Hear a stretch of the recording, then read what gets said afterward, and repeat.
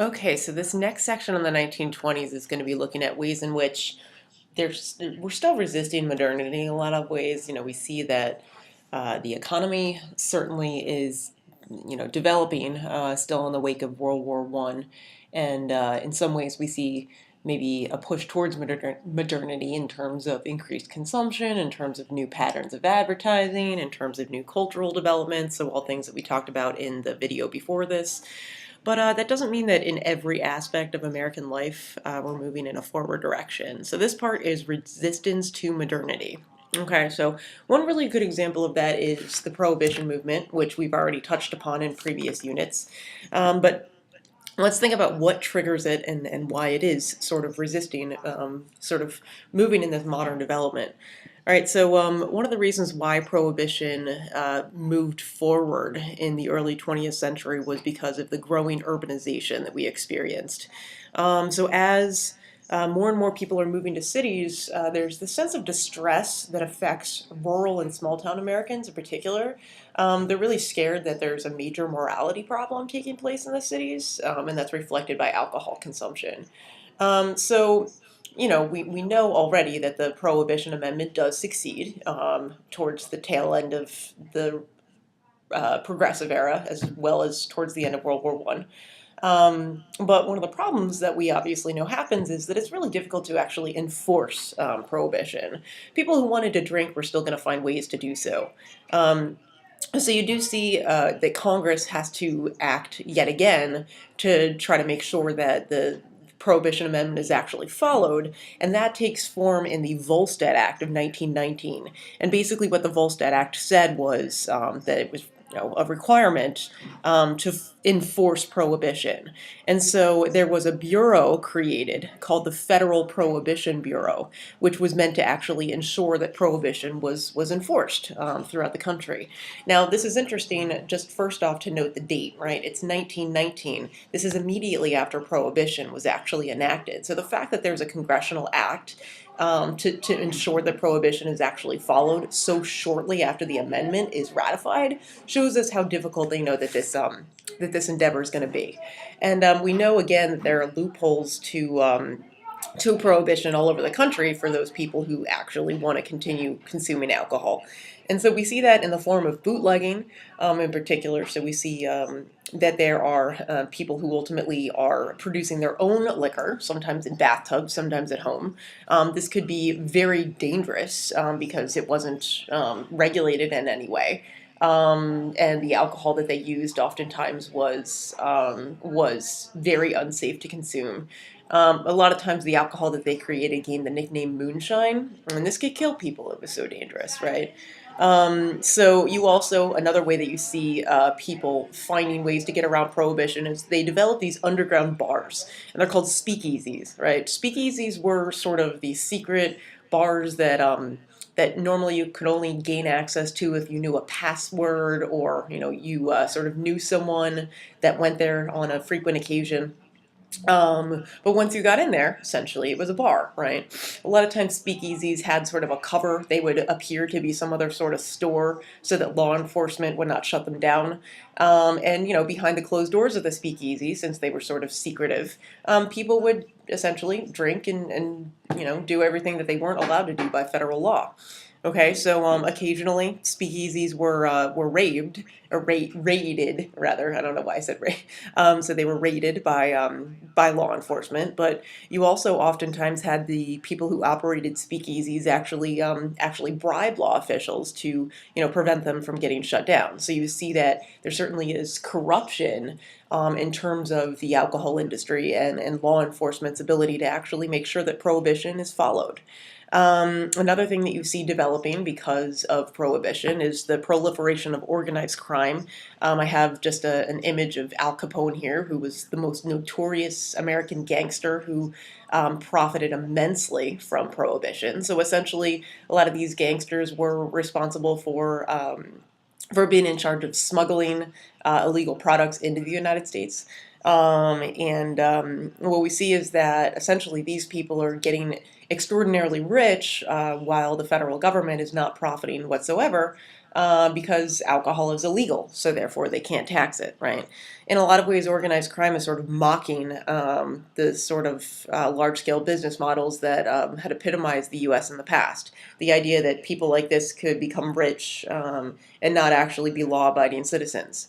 So, I mean, in terms of the overall effect of prohibition, on the outset, it did, at least numerically, decrease alcohol consumption to a certain extent, but we know that still alcohol consumption was very popular, especially in urban areas and among the younger population, so it doesn't work across the board. And I also just wanted to call attention to just the general association of the culture of the Roaring Twenties, right?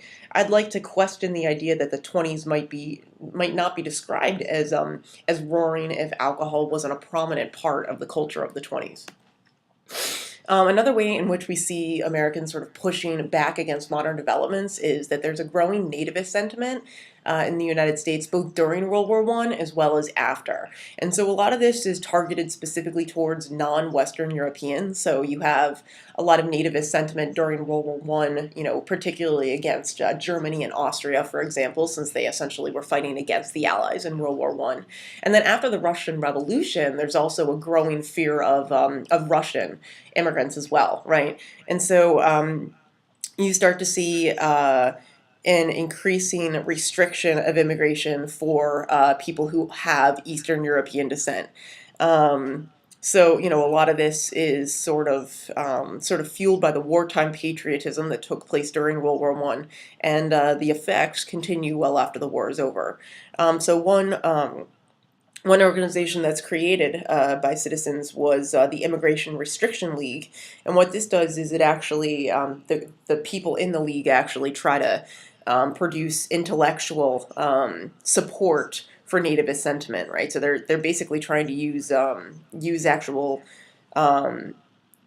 legal theory. You know, they're trying to figure out a sort of rational justification for being a nativist, right?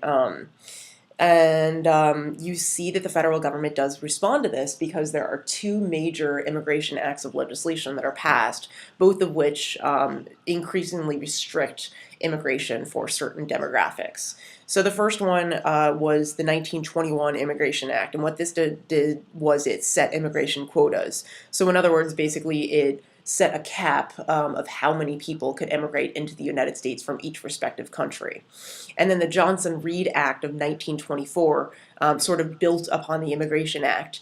And so what it did was, you know, it maintained those quotas, but you see that the Johnson-Reed Act actually made it even more difficult for people from certain places to immigrate into the United States.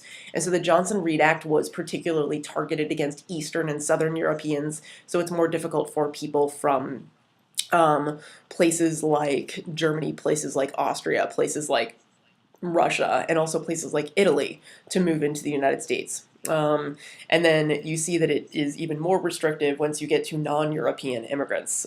So it places very severe restrictions upon African immigrants, and it essentially bans immigration for all people who are from Asian descent. So basically they are trying to block all Arab immigration and Asian immigration as well.